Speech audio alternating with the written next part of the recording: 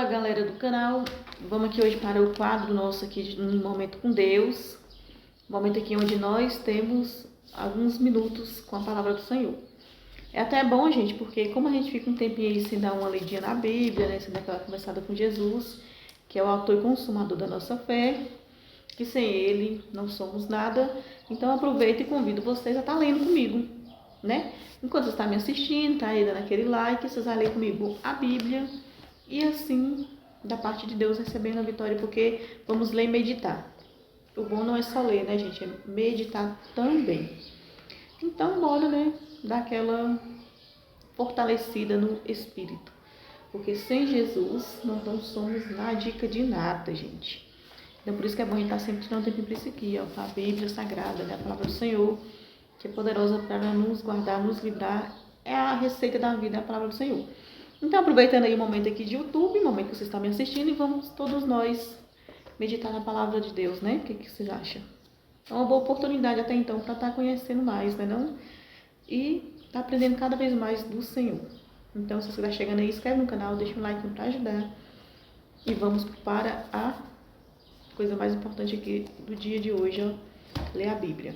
Hoje nós vamos ler no livro de Mateus 22 em diante. Vamos ler até onde der, né?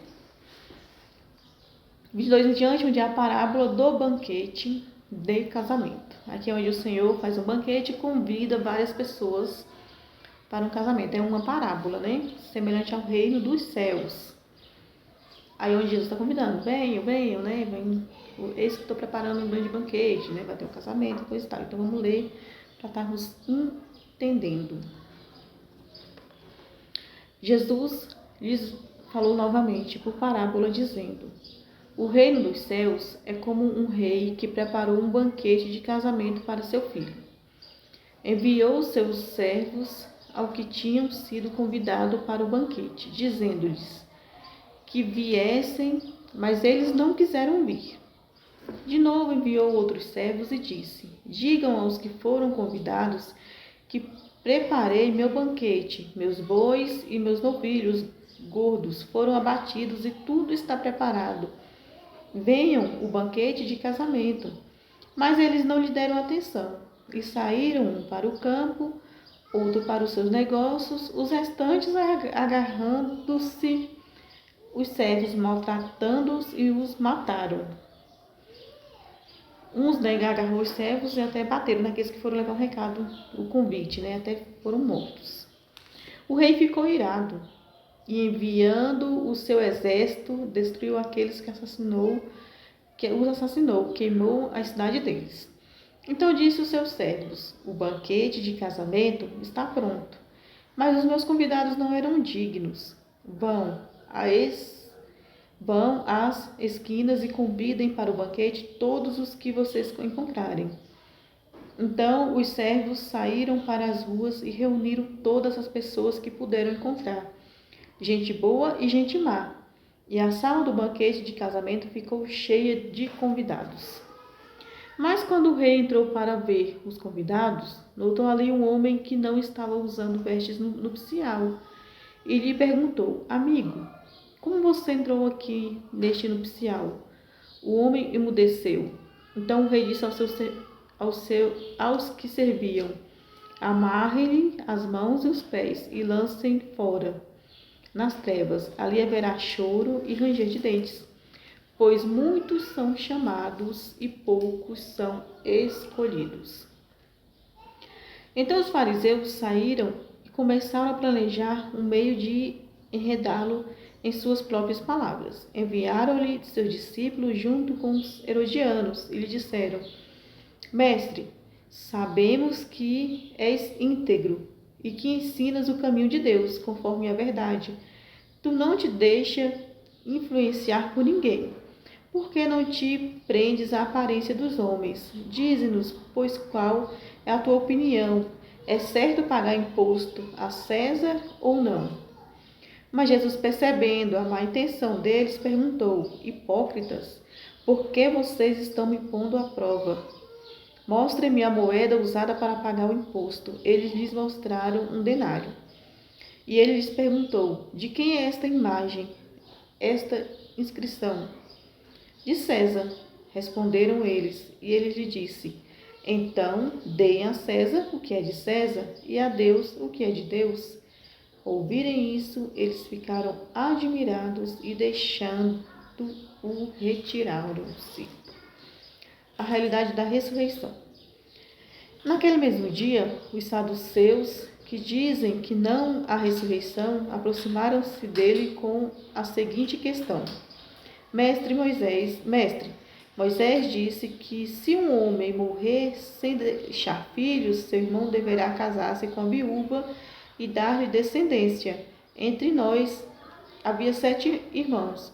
O primeiro casou-se e morreu. Como não teve filhos, deixou a mulher para seu irmão. A mesma coisa aconteceu com o seguinte. O terceiro até o 7º, finalmente, depois de todos, morreu a mulher. Pois bem, na ressurreição,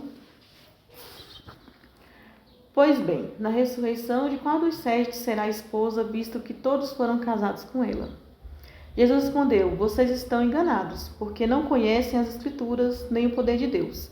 Na ressurreição, as pessoas não se casam nem são dadas em casamento, mas são como os anjos no céu. E quando a ressurreição dos mortos, vocês não leram o que Deus lhe disse? Eu sou o Deus de Abraão, o Deus de Isaque, o Deus de Jacó. Ele não é Deus de mortos, mas de vivos. Ouvindo isso, a multidão ficou admirada com o seu ensino.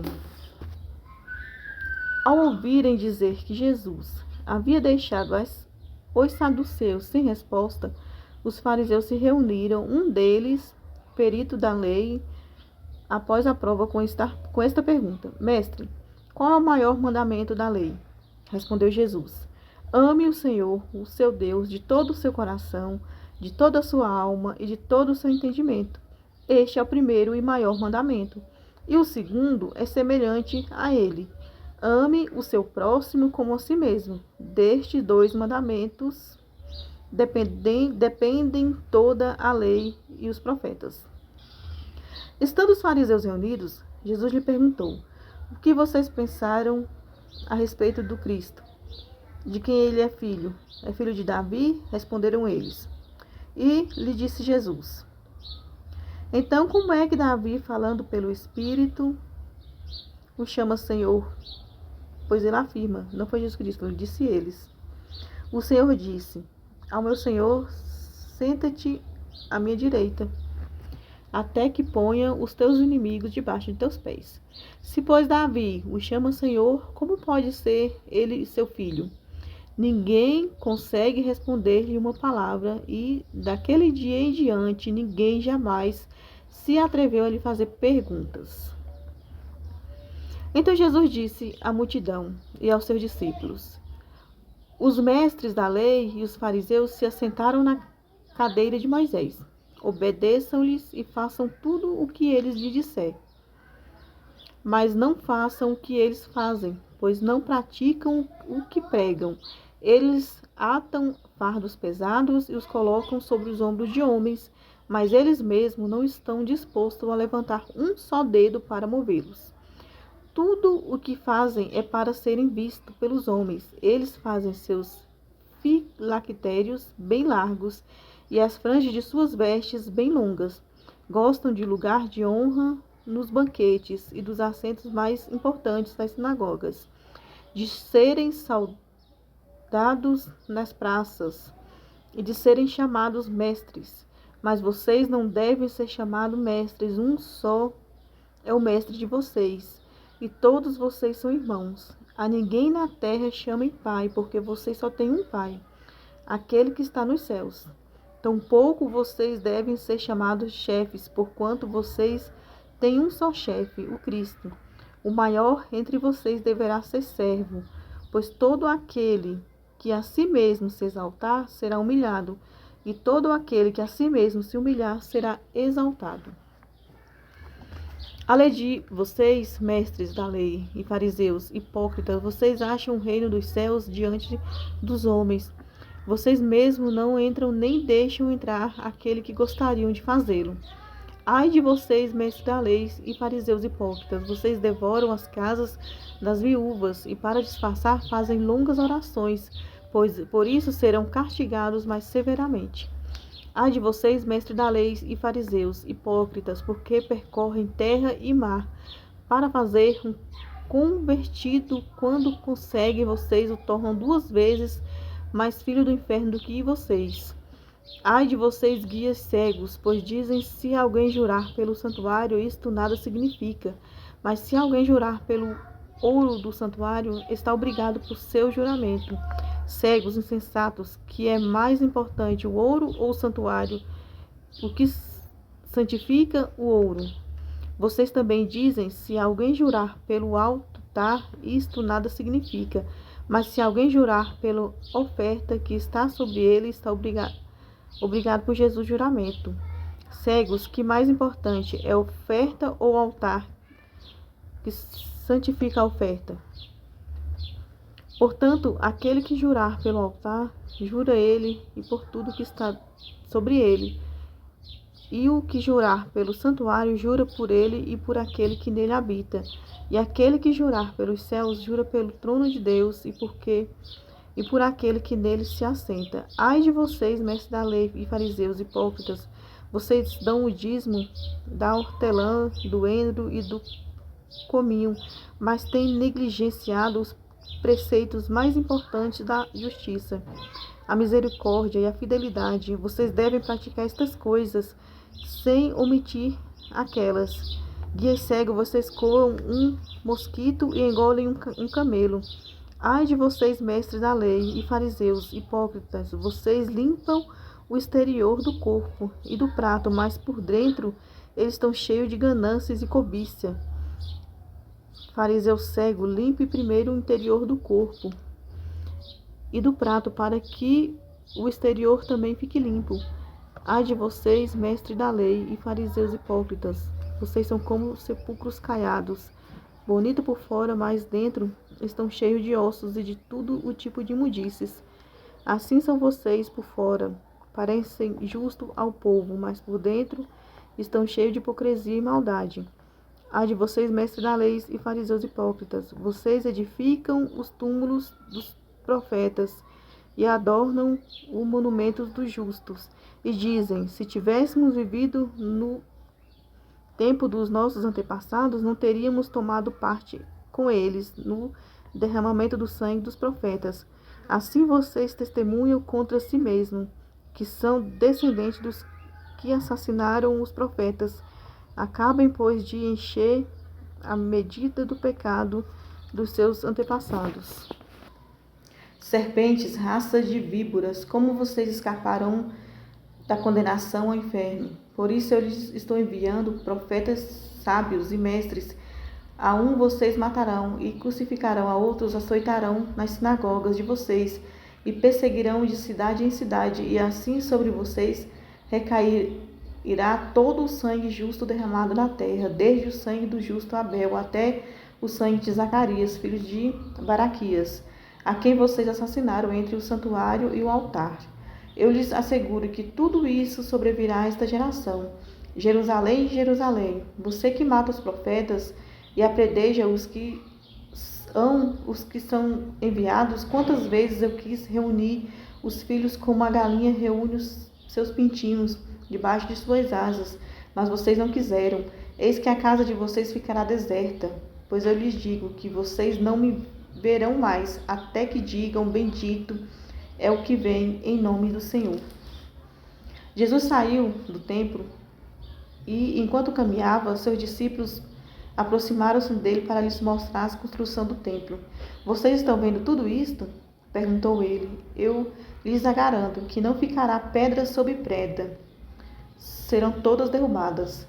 Tendo Jesus se assentado no Monte das Oliveiras, os discípulos dirigiam-se a ele em particular e disseram: diz-nos quando acontecerão essas coisas, e qual será o sinal da tua vinda e do fim dos tempos? E Jesus respondeu: cuidado, que ninguém os engane, pois muitos virão em meu nome dizendo: eu sou o Cristo, e enganarão a muitos. Vocês ouvirão falar de guerras e rumores de guerras, mas não tenham medo. É necessário que tais coisas aconteçam, mas ainda não é o fim. Nações se levantará contra nações, e reino contra reinos. Haverá fomes e terremotos em vários lugares. Tudo isso será o início das dores. Então eles o entregarão para serem perseguidos e condenados à morte. E vocês serão odiados por todas as nações, por minha causa. Naquele tempo, muitos ficarão escandalizados, trairão e odiarão uns aos outros. E inúmeros falsos profetas surgirão e enganarão a muitos. Devido ao aumento da maldade, o amor de muitos esfriará, mas aquele que perseguir até o fim será salvo. E este evangelho do reino será pregado em todo o mundo como testemunho a todas as nações, e então virá o fim. Assim, quando vocês virem o sacrilégio terrível do qual falou o profeta Daniel, no lugar santo, quem lê, entenda. Então os que estiverem na Judéia fujam para os montes. Quem estiver no telhado de sua casa, não desça para tirar dela coisa alguma. Quem estiver no campo, não volte para pegar seu manto. Como serão terríveis aqueles dias para as grávidas e para as que estiverem amamentando. Orem para que a fuga de vocês não aconteça no inverno, nem no sábado, porque haverá então grande tribulação, como nunca houve, desde o princípio do mundo até agora, nem jamais haverá. Se aqueles dias não fossem abreviados, ninguém sobreviveria, mas por causa dos eleitos, aqueles dias serão abreviados. Se então alguém lhes disser, vejam, aqui está o Cristo, ou ali está ele, não acreditem, pois aparecerão vários falsos Cristo e falso profeta, que realizarão grandes sinais e maravilhas, para, se possível for, enganar até os eleitos. Vejam que eu os avisei antecipadamente. Assim, se alguém disser, ele está lá no deserto, não saiam, ou ali está ele dentro da casa, não acreditem, porque assim como o relâmpago que sai do Oriente e se mostra no Ocidente, assim será a vinda do Filho do Homem. Onde houver um cadáver, aí se ajuntarão os abutres. Imediatamente após a tribulação daqueles dias, o sol escurecerá e a lua não dará a sua luz, a estrela cairá do céu e os poderes celestiais serão abalados. Então aparecerá no céu o sinal do Filho do Homem, e todas as nações da terra se lamentará e verão o Filho do Homem vindo numa nuvem do céu com poder e grande glória. E ele enviará os seus anjos com grande som de trombeta, e estes reunirão os seus eleitos dos quatro ventos de uma a outra extremidade dos céus. Aprendam a lição da figueira. Quando seus ramos se renovam, as suas folhas começam a brotar. Vocês sabem que o verão está próximo. Assim também, quando vier todas essas coisas, saibam que ela está próxima às portas.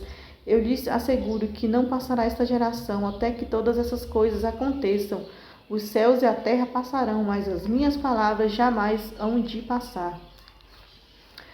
Quanto ao dia e à hora, ninguém sabe, nem os anjos dos céus, nem o Filho, senão somente o Pai. Como foi nos dias de Noé, assim também será na vinda do Filho do Homem. Pois nos dias anteriores ao dilúvio, o povo vivia comendo e bebendo, casando-se e dando-se em casamento, até o dia em que Noé entrou na arca, e eles nada perceberam, até que veio o dilúvio e os levou a todos. Assim acontecerá na vinda do Filho do Homem. 2 homens estarão no campo, um será levado e o outro deixado. 2 mulheres estarão trabalhando no moinho, uma será levada e outra deixada. Portanto, vigiem, para que vocês não sabem em que dia virá o Senhor. Porque vocês não sabem que dia virá o Senhor. Mas entendam isso, se o dono da casa soubesse a que hora da noite o ladrão viria, ele ficaria de guarda e não deixaria que sua casa fosse arrombada.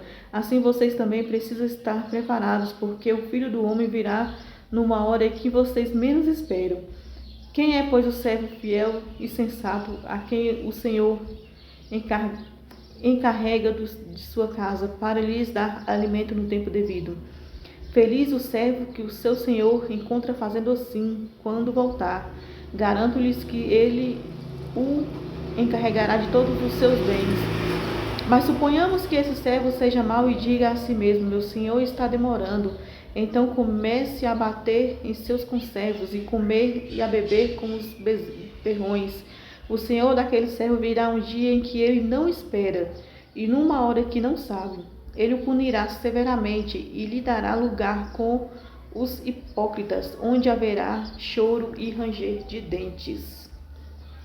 O reino dos céus será, pois, semelhante a 10 virgens, que pegará suas candeias e sairá para encontrar-se com um noivo. 5 delas eram insensatas e 5 eram prudentes. As insensatas pegaram suas candeias, mas não levaram óleo. As prudentes, porém, levaram óleo com vasilhas junto com suas candeias. O noivo demorou a chegar e todas ficaram com sono e adormeceram. À meia-noite ouviu-se um grito. O noivo se aproxima, saio para lhe encontrá-lo. Então todas as virgens de acordo prepararam suas candeias. As insensatas disseram às prudentes: deem-nos um pouco do seu óleo, pois as nossas candeias estão se apagando. Elas responderam: não,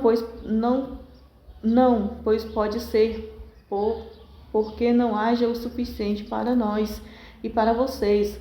Vão comprar óleo para vocês. E saindo elas para comprar o óleo, chegou o noivo, e as virgens que estavam preparadas entraram com ele para o banquete nupcial, e a porta foi fechada. Mais tarde vieram também as outras e disseram: Senhor, Senhor, abra-nos a porta. Mas ele respondeu: a verdade é que não as conheço. Portanto, vigiem, porque vocês não sabem o dia nem a hora. Muito legal isso aqui, gente. Também será como um homem que, ao sair de viagem, chamou seus servos e confiou-lhes seus bens. A um deu 5 talentos, e a outro 2, e a outros a cada um de acordo com sua capacidade. Em seguida partiu de viagem. O que havia recebido 5 talentos saiu imediatamente, aplicou e ganhou mais 5. Também o que tinha 2 talentos ganhou mais 2, mas o que tinha recebido 1 talento saiu, cavou um buraco no chão e escondeu o dinheiro do seu senhor. Depois de muito tempo, o senhor daqueles servos voltou e acertou contas com eles. O que tinha recebido 5 talentos trouxe os outros 5 e disse: o senhor me confiou 5 talentos, veja, eu ganhei mais 5. O senhor respondeu: muito bem, servo bom e fiel, você foi fiel no pouco, eu poderei sobre muito, eu te ponharei sobre o muito. Venha e participe da alegria do Senhor. Veio também aquele recebido 2 talentos e disse: o Senhor me confiou 2 talentos, veja, eu ganhei mais 2. O Senhor respondeu: muito bem, servo bom e fiel, você foi fiel no pouco, eu porei sobre o muito. Venha e participe da alegria do Senhor. Por fim veio o que tinha recebido 1 talento e disse: eu sabia que o Senhor é um homem severo, que colhe onde não plantou e junta onde não o semeou. Por isso tive medo, saí e escondi o seu talento no chão. Veja, aqui está o que lhe pertence. O Senhor respondeu: servo mau e negligente, você sabia que eu colho onde não plantei e junto onde não semeei. Então você devia ter confiado o meu dinheiro aos banqueiros, para que quando eu voltasse eu recebesse de volta com juros. Tire 1 talento dele e entregue-no ao que tem 10, pois ao que tem mais será dado, e terá em grande quantidade, mas a quem não tem, até o que tem lhe será tirado. E lancem fora o servo inútil nas trevas, onde haverá choro e ranger de dentes. Quando o Filho do Homem vier em sua glória com todos os anjos, assentar-se-ão em seu trono na glória celestial. Todas as nações serão reunidas diante deles, e ele separará uma das